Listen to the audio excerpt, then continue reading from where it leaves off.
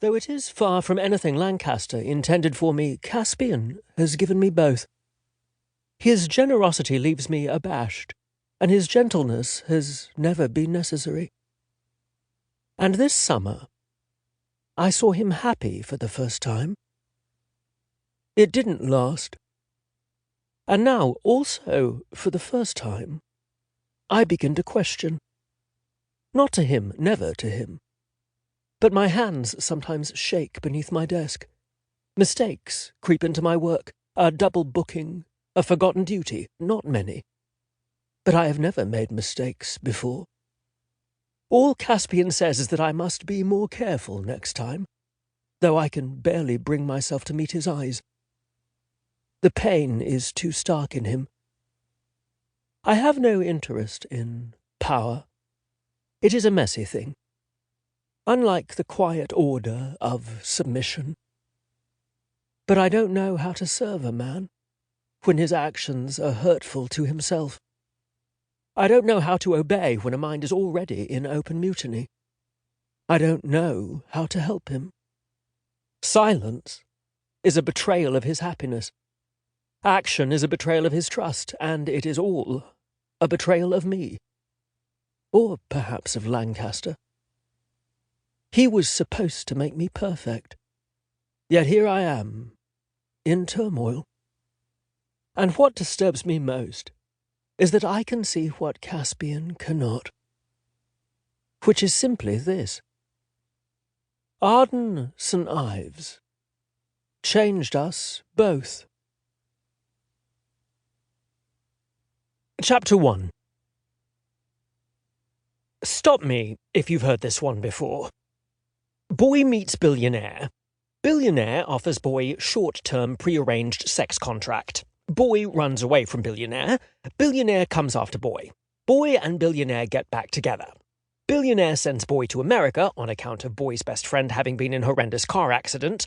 Boy comes home again. Billionaire freaks out because of abusive history he never fucking told boy about. Boy blows it with billionaire. Boy gets on with life. And you know something? Boy's life wasn't too bad. I'd moved in with Caspian's sister Ellery into what I'd thought was going to be a converted warehouse for Sprat's patent pet foods, but turned out to be just a warehouse she'd blatantly had no intention of converting into anything. Looking back, I wasn't sure why I expected otherwise. But I had the loft, and we mostly had electricity and running water, so it was actually pretty romantic, in a writing poetry and fucking Kerouac kind of way. Well, except when I stumbled home drunk and collided with a girder, and Ellery had to take me to A&E. But that was one time. As for Ellery, she came and went at all hours, shamelessly ate my food, and sometimes crawled into my bed to sleep curled up next to me. It was basically like having a cat, if the cat also took lots of drugs and threw wild parties.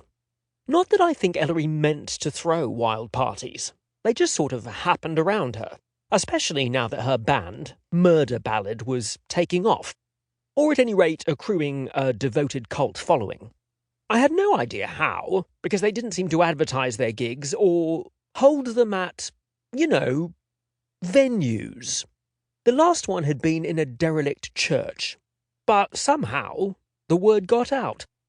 Because apparently songs about child murder, sororicide, and accidentally cheating on your husband with the devil performed in abandoned buildings was less nichey than the elevator pitch suggested.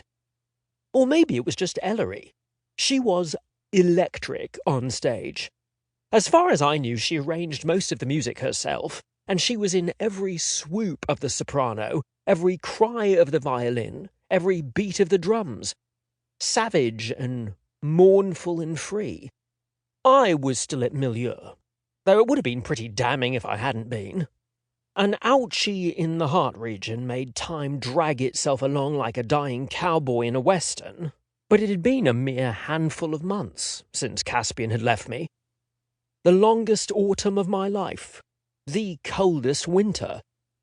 Or else that was non-metaphorical cold because the heating had gone off again.